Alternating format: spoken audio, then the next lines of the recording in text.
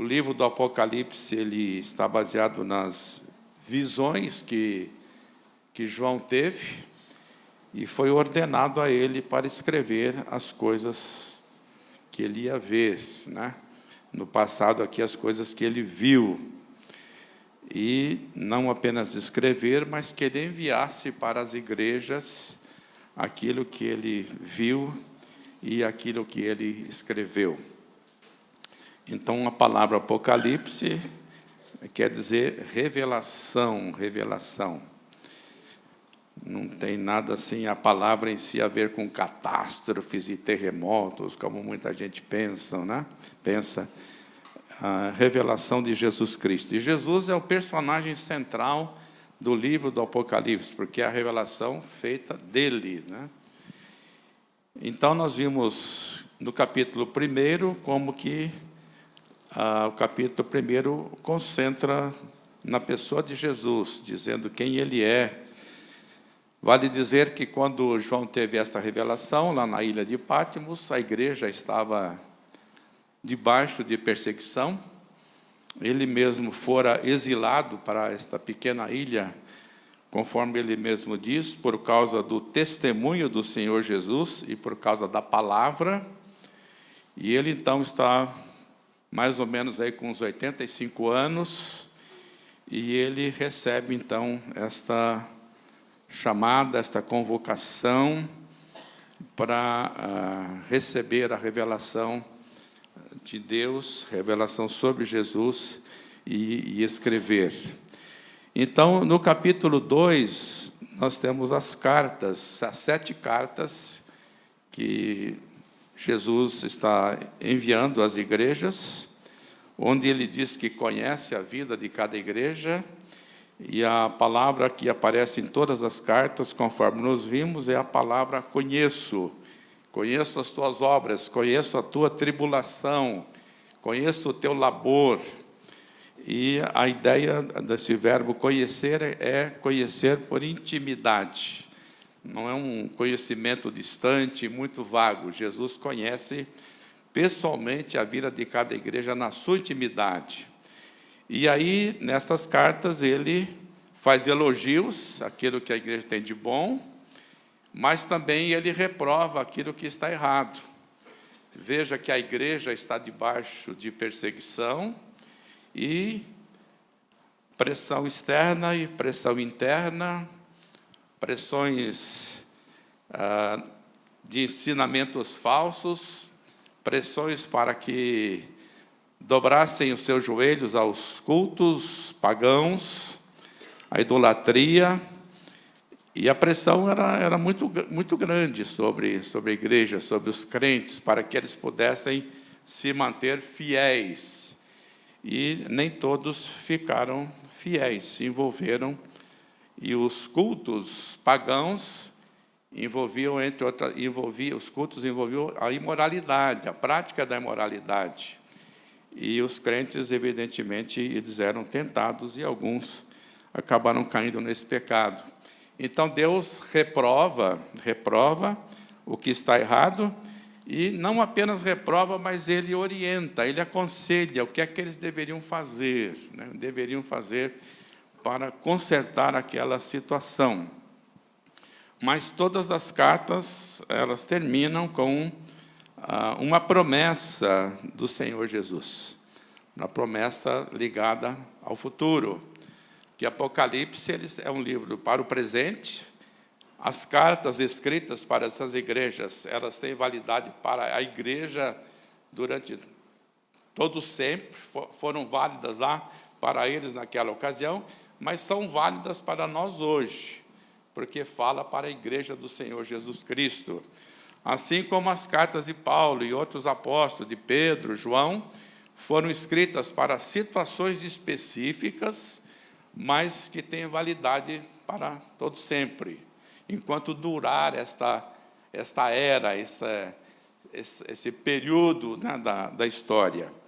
E Jesus, então, também faz estas promessas, porque eles estavam passando por grande aperto. O imperador era Domiciano, que que foi o primeiro imperador romano que se declarou Deus enquanto vivo, então exigia que ele fosse tratado como Senhor e Deus, e quem se recusasse a fazer isso, pagava então um preço muito caro, inclusive com a própria vida. Então é nesse contexto em que a igreja está acuada, o que a igreja poderia fazer diante do poderio do Império Romano, é que Jesus, então, se revela para João, mostrando quem ele é, dizendo, vocês não precisam temer, porque eu tenho as chaves da morte e do inferno. Eu estive morto, mas agora eu estou vivo. E eu estou vivo, João. E você precisa falar isso para as igrejas. Escreve isto para as igrejas, que eu, Jesus, estive morto, mas agora eu estou vivo. Estou vivo. Eu sou aquele que é, que era e que há de vir. Que há de vir. Escreve, João, escreve para os meus servos, para as igrejas, para que eles não desanimem na sua luta. Depois, então, João, ele recebe esta visão estando lá na ilha de Patmos, né? Mas no capítulo 4, o cenário muda. Lá, Jesus está no meio da igreja. Aqui no capítulo 4, então, que nós vamos ler agora, ele é transportado para o céu, transportado pelo Espírito para o céu. Se você está com a Bíblia aberta, então nós vamos ler agora o capítulo 4. Depois destas coisas, olhei, e eis não somente uma porta aberta no céu, como também a primeira voz que ouvi, como de trombeta ao falar comigo, dizendo, sobe para aqui e te mostrarei o que deve acontecer depois destas coisas. Imediatamente eu me achei em espírito, e eis armado no céu um trono, e no trono alguém sentado. E esse que se acha sentado é semelhante no aspecto à pedra de jaspe e de sardônio, e ao redor do trono há um arco-íris semelhante no aspecto à esmeralda. Ao redor do trono há também 24 tronos, e assentados neles 24 anciãos, vestidos de branco, em cujas cabeças estão coroas de ouro. Do trono saem relâmpagos, vozes e trovões, e diante do trono ardem 7 tochas de fogo, que são os 7 Espíritos de Deus. Há diante do trono um como que mar de vidro, semelhante ao cristal, e também no meio do trono e à volta do trono 4 seres viventes, cheios de olhos por diante e por trás.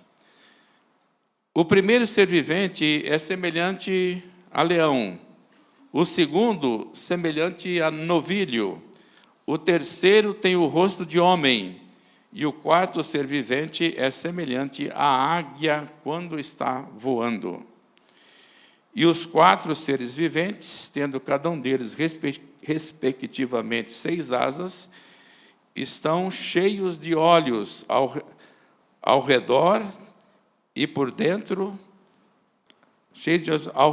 e por dentro. Não tem descanso nem de dia nem de noite, proclamando: Santo, Santo, Santo é o Senhor Deus, o Todo-Poderoso, aquele que era, que é e que há de vir. Quando esses seres viventes derem glória, honra e ações de graça ao que se encontra sentado no trono, ao que vive pelos séculos dos séculos, os 24 anciãos prostrar-se-ão diante daquele que se encontra sentado no trono. Adorarão o que vive pelos séculos dos séculos e depositarão as suas coroas diante do trono, proclamando: Tu és digno, Senhor, e Deus nosso, de receber a glória, a honra e o poder, porque todas as coisas tu criaste, sim, por causa da tua vontade, vieram a existir e foram criadas. Capítulo 5 é uma continuação.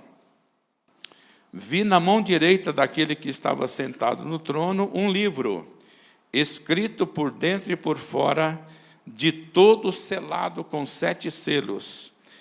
Vi também um anjo forte, que proclamava em grande voz: quem é digno de abrir o livro e de lhe desatar os selos? Ora, nem no céu, nem sobre a terra, nem debaixo da terra, ninguém podia abrir o livro, nem mesmo olhar para ele. Eu chorava muito, porque ninguém foi achado digno de abrir o livro, nem mesmo de olhar para ele. Todavia, um dos anciãos me disse: não chores, eis que o leão da tribo de Judá, a raiz de Davi, venceu para abrir o livro e seus 7 selos. Então vi, no meio do trono e dos 4 seres viventes, e entre os anciãos, de pé, um cordeiro, como tendo sido morto. Ele tinha 7 chifres, bem como 7 olhos, que são os 7 Espíritos de Deus, enviados por toda a terra. Veio, pois, tomou o livro da mão direita daquele que estava sentado no trono. E quando tomou o livro, os 4 seres viventes e os 24 anciãos prostraram-se diante do cordeiro, tendo cada um deles uma harpa e taças de ouro, cheias de incenso, que são as orações dos santos. E entoavam um novo cântico, dizendo: digno és de tomar o livro, de abrir-lhe os selos, porque foste morto, e com teu sangue compraste para Deus os que procedem de toda tribo, língua, povo e nação.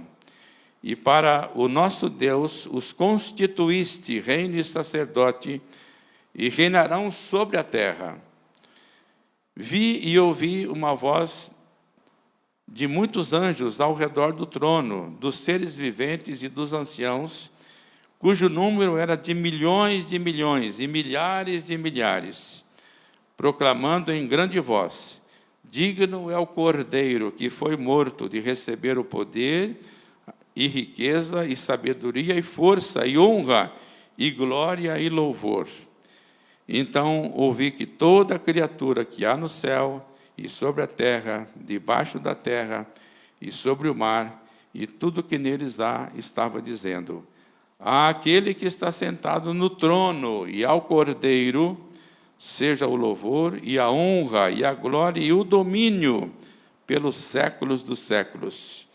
E os 4 seres viventes respondiam: amém. Também os anciãos prostraram-se e adoraram. Vamos orar mais uma vez. Senhor Deus, que a Tua palavra revelada a João seja revelada também a nós nesta manhã. Em nome de Jesus. Amém. Amém. Então, eu vou dar oportunidade hoje para um pregador principiante, para ele nos explicar esses 2 capítulos aqui. O nome dele é John Stott. Está começando agora. Ele dá umas explicações muito boas sobre esses capítulos. Claro que bem melhor do que eu poderia fazer, né? Então eu vou deixar que ele fale. Este homem, para quem não sabe, um teólogo inglês, faleceu aí uns 3 ou 4 anos, se eu não me engano. E ele deixou um legado assim para a humanidade. Ele escreveu mais ou menos 50 livros, todos à mão, porque ele nunca usou máquina de escrever e depois não usou computador também. Então, tudo na caneta, os 50 livros. E o seu último livro, ele fala: estou me despedindo, dando um adeus, e literalmente estou baixando a minha caneta, porque foi com ela que eu escrevi todos os livros. Para você ter uma ideia, tem alguns livros dele que a lista de bibliografia, livros consultados por ele, tem mais ou menos de 15 a 20 páginas. E ele disse o seguinte: todo livro que eu citei como biografia dos meus livros, eu consultei pessoalmente, eu manuseei. É brincadeira, né? Eu leio, eu fico com tanta vergonha, né? Pessoalmente, né? Então, eu acho que é um homem que tem alguma coisa para dizer para a gente, né? Então, tudo que você puder ler desse homem, anote o nome dele, John Stott, leia, que é preciosidade. Nós temos vários livros dele traduzidos para o português. Alguns acho que já não estão nem editando mais, né? Mas o que você encontrar, leia, porque é bom. Então, ele diz assim, no capítulo 4 do livro do Apocalipse, passamos abruptamente da igreja na terra para a igreja no céu. De Cristo entre os candelabros de ouro para o Cristo em volta do trono, ou no trono, eterno nos céus. É o mesmo Cristo, mas visto de uma perspectiva totalmente diferente. João viu diante dele uma porta aberta no céu, e uma voz como de trombeta lhe disse: suba para cá, e lhe mostrarei o que deve acontecer depois destas coisas. Era a porta aberta da revelação, e ao olhar por ela, aquilo que João viu se desenvolvia em 3 etapas. Então, primeiramente, ele viu o trono, no qual Deus domina sobre todo o universo. E depois ele viu um livro fechado, que é o livro da história, fechado e selado na mão direita de Deus. E, finalmente, ele viu o Cordeiro. Então, aqui no capítulo 4, há o trono,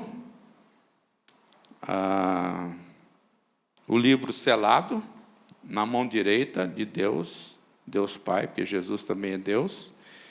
E no capítulo 5, então, tem a visão do Cordeiro. Então, trono, lugar de onde Deus reina, supremo e absoluto. Essa palavra trono é usada várias vezes aqui nesses capítulos e no livro do Apocalipse. E o livro da história e o Cordeiro, o único que foi achado digno de abrir o livro. Continuando aqui, então, é bastante significativo que, ao olhar de relance através da porta aberta, a primeira coisa que João viu foi um trono, símbolo da soberania, da majestade e do domínio real de Deus. A palavra trono é mencionada 17 vezes entre os capítulos 4 e 5. Depois você conta para ver se está certo. Tá ok, Chico? E os outros também podem contar. As igrejas da Ásia eram pequenas e esforçadas em comparação com o poderoso Império Romano. Mas o que poderiam fazer alguns poucos cristãos indefesos se uma lei imperial determinasse que eles fossem banidos da face da terra? No entanto, eles não têm o que temer, pois no centro do universo está o trono de Deus. Os planetas em suas órbitas estão sujeitos a ele, e as galáxias gigantescas lhe obedecem. É ele quem dá vida à menor partícula de vida. Tudo que João viu em sua mão, sua visão, estava relacionado ao trono. E ele usa 7 argumentos para indicar a sua centralidade. Alguém está sentado sobre o trono. Não há uma descrição do ocupante do trono, porque Deus é indescritível. Tudo o que João viu foram cores brilhantes, como joias cintilantes. Ao redor do trono, um arco-íris simbolizava a aliança da misericórdia de Deus. Cercando o trono estavam 24 outros tronos, ocupados por 24 anciãos, representando a igreja toda. 12 tribos de Israel e 12 apóstolos. Do trono saíam trovões e relâmpagos, como no Monte Sinai. Diante do trono, 7 lâmpadas estavam acesas, representando o Espírito Santo na sua plenitude. Diante do trono, em frente ao trono, se estendia uma vastidão infinita, representando a transcendência de Deus. E então, no centro, ao redor, formando um círculo fechado, havia 4 criaturas representando a criação. Vamos fazer uma pausa para refletir se esta é a visão que nós temos da realidade última de todas as coisas. Nossa visão do futuro tende a ser muito negativa. Nós nos agarramos às promessas do Apocalipse, de que um dia não haverá mais fome ou sede, nem mais dor ou lágrimas, nem pecado, morte ou maldição, pois todas essas coisas terão passado. No entanto, deveríamos nos concentrar menos na ausência de todas essas coisas e mais na causa dessa ausência, ou seja, a presença central e dominante do trono de Deus. Legal, né? Parece que o homem entendia alguma coisa realmente, né? Vamos lá. Estão cansados da leitura ou não? Não, né? Tá cedinho ainda, né? Não dá nem para dar sono. Então, o problema de ser de manhã é que a gente está dormindo ainda, né? A adoração da criação.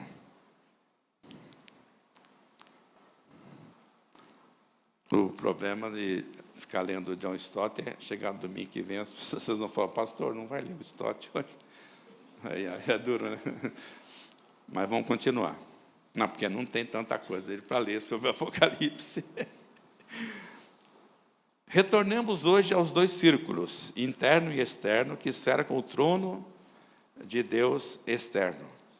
O círculo externo é formado por 24 anciãos. O número 12 no livro do Apocalipse sempre representa a igreja. 7 é a perfeição, plenitude, e o 12 representa a igreja.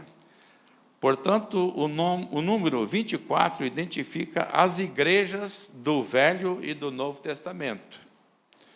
Os 12 patriarcas, ou líderes das tribos, e os 12 apóstolos de Jesus Cristo, respectivamente. Suas vestes brancas e coroas de ouro são sinais de justiça e de autoridade. Então, muitas dessas figuras aqui ele já vai explicando, né? De justiça. O círculo interno em volta do trono de Deus é formado por 4 seres viventes, cobertos de olhos, tanto na frente como atrás, expressando uma vigilância incessante. A aparência deles era de leão, boi, homem e de uma águia em voo, representando, de acordo com um comentário bíblico, tudo que há de mais nobre, forte, sábio e veloz na natureza animal. O leão nobre, né? O boi é forte, o homem sábio e a águia é veloz. Toda a natureza canta incessantes louvores ao Senhor Deus Todo-Poderoso, que era, que é e que há de vir. E todas as vezes os 24 anciãos juntam-se a ela. Assim, a natureza e a igreja, a velha e a nova criação se unem para proclamar que Deus é o único digno de oração, pois por sua vontade todas as coisas foram criadas e continuam a existir. É interessante comparar a adoração entre os capítulos 4 e 5 do Apocalipse. Ambos falam da adoração conjunta dos anciãos e dos seres viventes. Porém, o capítulo 4 enfatiza a criação. Por tua vontade, elas, ou seja, todas as coisas existem e foram criadas. enquanto que a ênfase no capítulo 5 está na redenção, pois compraste para Deus gente. Nosso Criador e Redentor é duplamente digno de receber a nossa adoração. Terminamos assim a descrição dos coros celestiais, mas não podemos esquecer seus hinos. Somos chamados a antecipar na terra a vida do céu centrada em Deus. Devemos viver agora um relacionamento consciente com o trono de Deus, até que todo pensamento, palavra e obra sejam submetidos ao seu domínio. Então, ele destaca aqui esses dois aspectos, né, da adoração, né, que no 4 Deus é louvado e exaltado como Criador, e no 5 ele é exaltado e louvado como Redentor, dois aspectos da adoração. E falando nisso, há inúmeros textos na Bíblia que exaltam Deus, tanto como Criador, como nosso Redentor. Vamos dar uma olhadinha em alguns deles, né? São muitos, eu coloquei alguns aqui que me vieram à mente, né? Salmo 19, vamos abrir a Bíblia aí no Salmo 19. Jó, Salmos, Provérbios, está aqui. Salmo 19. Então, Salmo 19.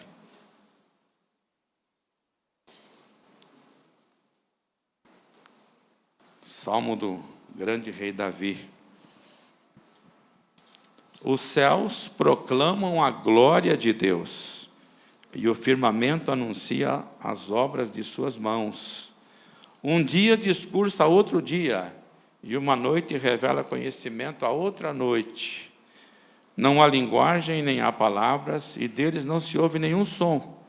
No entanto, por toda a terra se faz ouvir a sua voz, e as suas palavras até os confins do mundo. Aí pôs uma tenda para o sol, o qual, como noivo que sai dos seus aposentos, se regozija como herói a percorrer o seu caminho. Principia numa extremidade dos céus, e até outra vai o seu percurso, e nada refoge ao seu calor.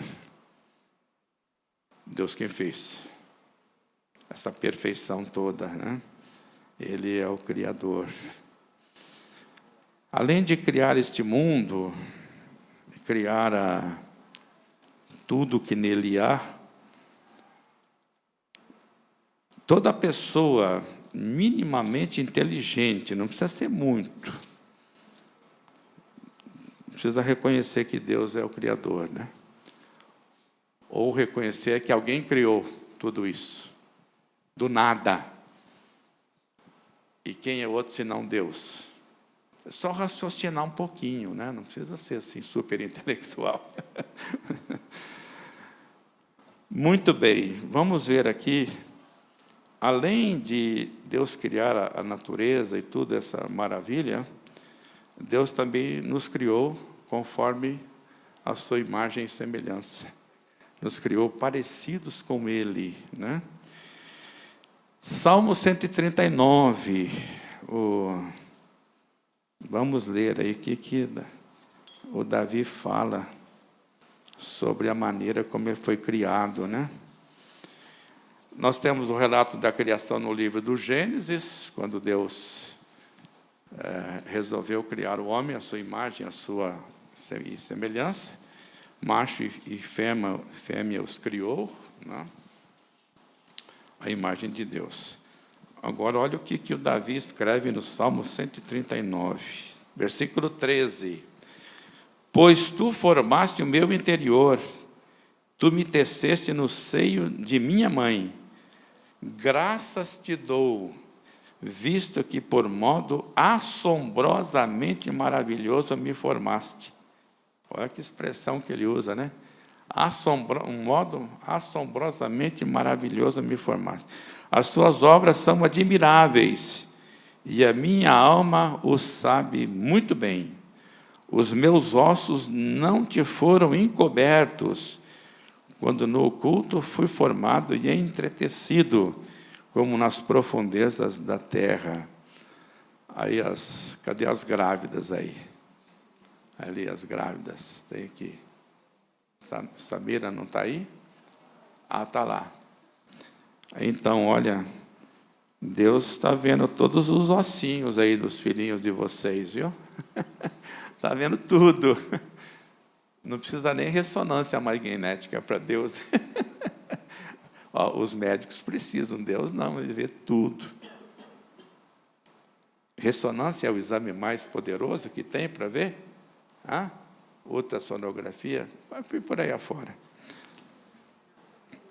Então, que beleza, né? Tu formaste meu interior, tu me teceste no seio da minha mãe. Tu meus ossos e tal, né?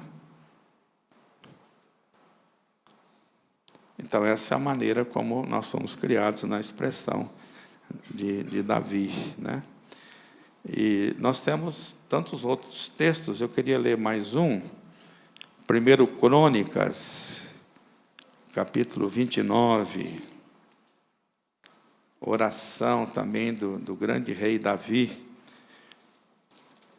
pouco antes quando o povo e ele mesmo, eles trouxeram ofertas para a construção do templo, e eles trouxeram liberalmente muitas ofertas, e ele deu da sua conta pessoal, né? Da sua conta pessoal, ele preencheu um cheque e deu lá para a construção do templo, né? Ouro puro, né?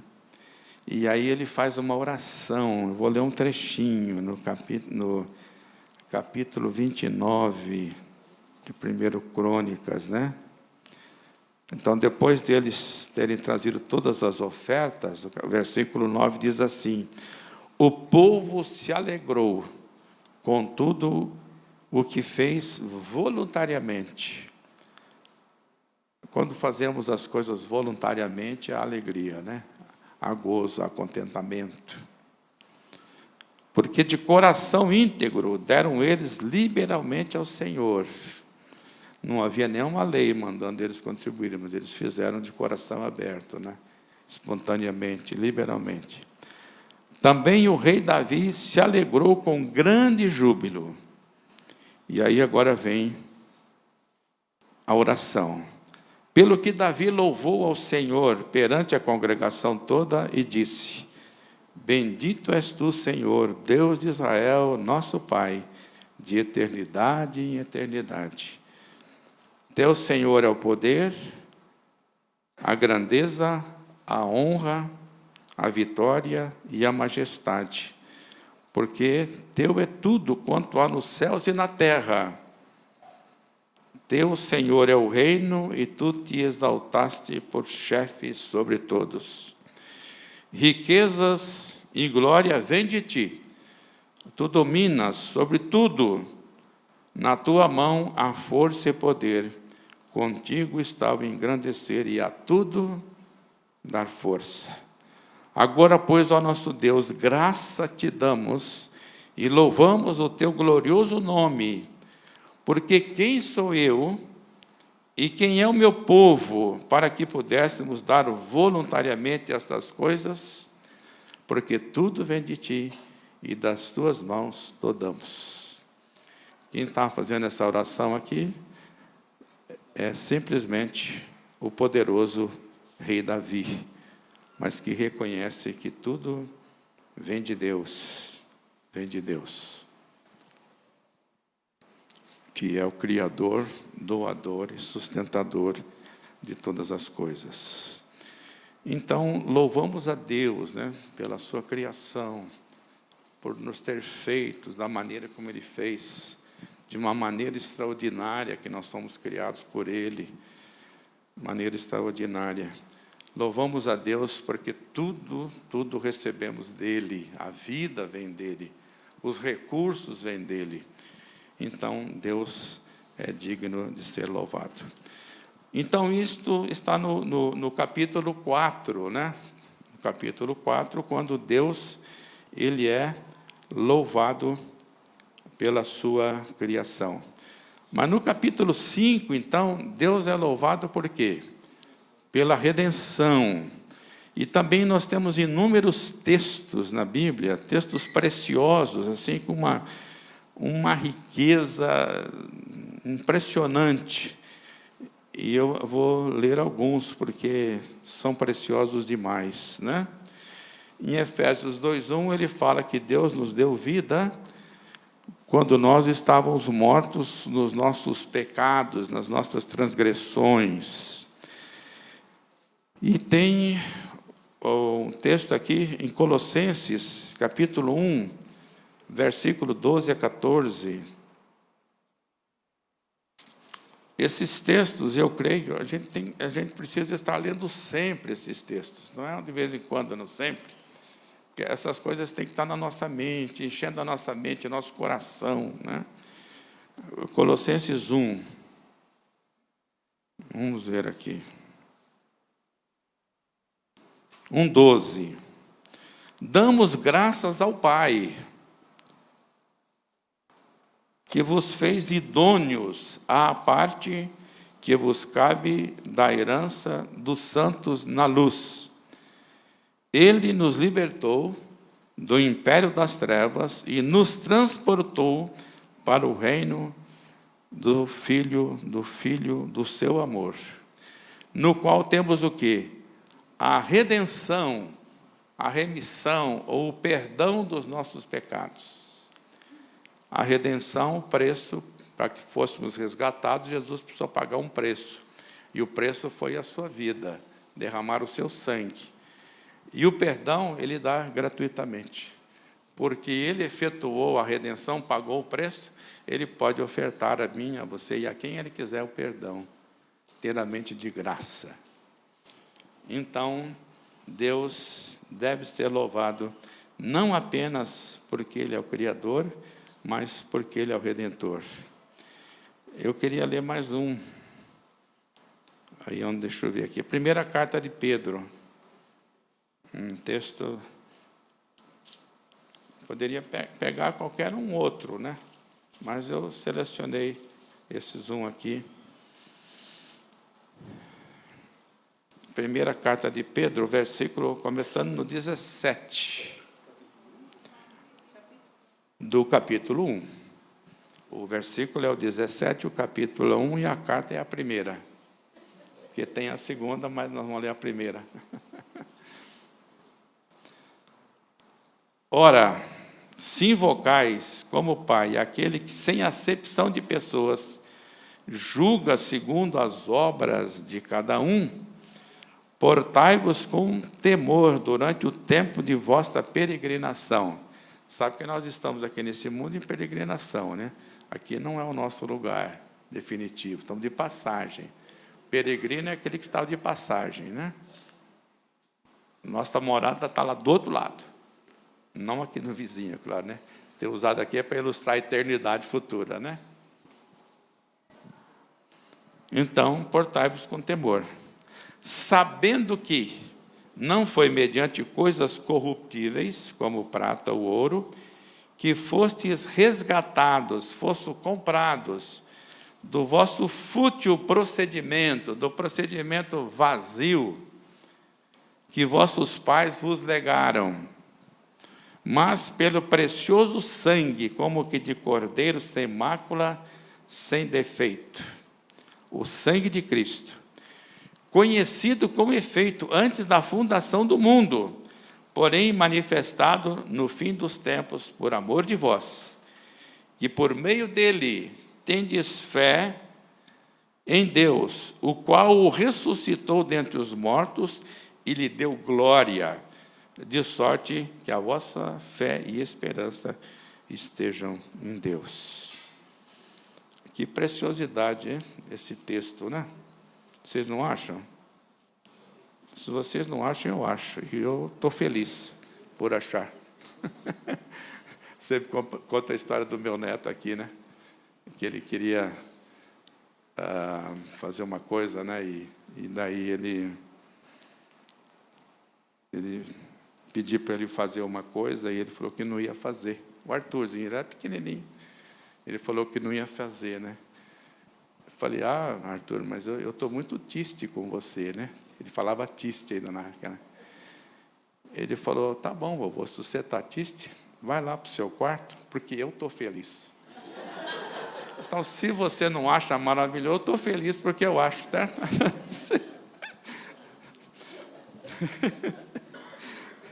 Vai lá. Os filhos, né, os netos, eles saem com cada uma interessante. Ele mesmo, acho que mais ou menos nessa época aí, ele estava conversando um dia, e eu perguntei se ele já tinha entregado a vida para Jesus, ele falou que sim. E falei, então, Jesus está no seu coração? Ele falou, está no meu coração. Ele falou, vovô, tem uma pergunta. Eu falei, faça. Pergunta de criança é dura, cara. Se Jesus está no meu coração, ele está no céu também? Está. Como é que é? São dois? Aí eu falei, olha, pergunta para sua mãe, que ela tem. Pergunta para sua mãe. É que Jesus está em todo lugar, né? Ao mesmo tempo que ele está no céu, ele está na terra, está no meio da igreja, está no coração. Bom, eu até me perdi aqui, né? Mas eu estou feliz, eu quero dizer isso.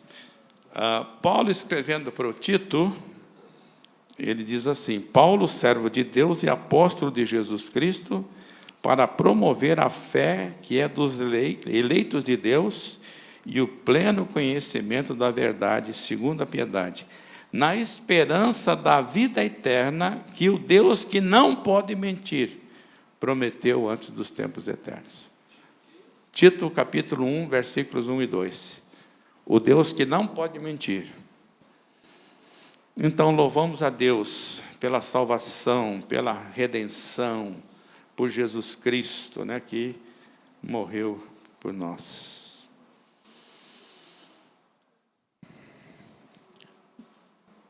Na visão do Cordeiro, de João, o Cordeiro agora passa a agir. Capítulo 5, versículo 13, né? Ele se aproxima daquele que está sentado no trono e recebe o rolo de sua mão direita. A este sinal, os 4 seres viventes e os 24 anciãos se prostram diante do Cordeiro e cantam um cântico novo, declarando que ele é digno de tomar o rolo e de abrir seus selos, não por causa da criação, mas por causa da redenção. A seguir, milhões de anjos juntam-se a eles, proclamando que o Cordeiro que foi morto é digno de receber o louvor, uma vez que todo poder e sabedoria devem ser atribuídos a ele. Depois João ouviu todas as criaturas de todo o universo, dando glória e honra àquele que está sentado no trono e ao Cordeiro.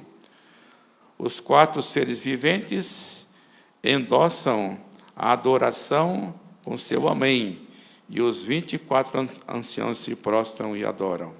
Esta é uma visão magnífica de toda a criação prostrada diante de Deus e de Cristo. É verdadeiramente impressionante que o Cordeiro seja equiparado ao ocupante do trono, partilhando com ele e recebendo igual louvor.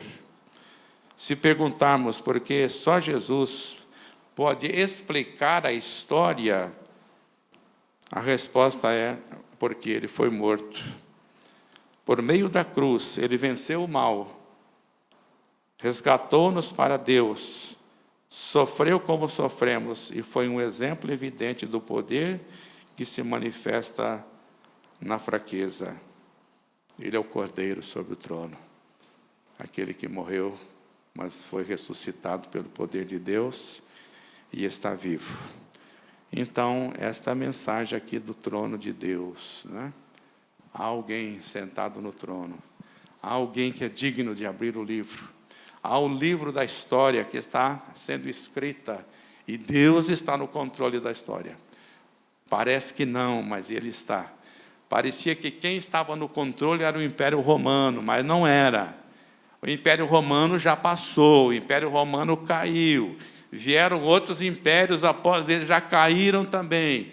No passado, antes, a Síria, poderosa Assíria caiu. A Babilônia caiu, a Pérsia caiu, os gregos caíram. Foram caindo todo mundo. Mas o Cordeiro permanece vivo. Vivo e assentado no trono, junto com o Pai. A palavra de Deus permanece, ninguém derruba, ninguém destrói a palavra. Os poderosos caem. As pessoas que se revoltam contra Deus caem e vão passando como passa o vento. Mas a palavra do Senhor permanece para sempre. É nesta palavra que nós cremos, gente. É este Deus que nós adoramos. Porque hoje há no mercado muitas versões de Deus, especialmente dentro das igrejas evangélicas, e fora delas também.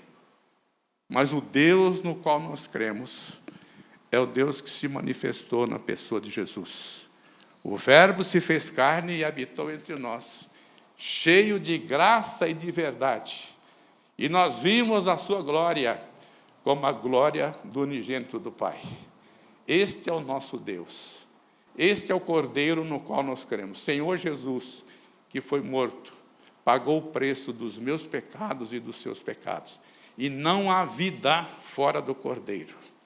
Não há vida. Não adianta ter uma religião, ser bonzinho, ser boa gente. Não estou falando contra essas coisas. Mas se quiser ter vida, precisa de submeter ao Cordeiro. Crer nele, porque ele morreu por você e morreu por amor. E todos aqueles que o confessam como Senhor, têm a vida que ele dá, porque ele diz, eu tenho vida para dar. Eu morri, estou vivo, tenho vida para dar, tenho vida. Quem tem sede, vem a mim e beba, eu tenho água para dar, tenho pão, sou o pão que desceu do céu. Este é o Cordeiro, é nele que nós cremos. É Ele que nós adoramos, é Ele que servimos, a Ele toda a honra, toda a glória e todo o louvor. Amém e amém, e que Deus nos abençoe.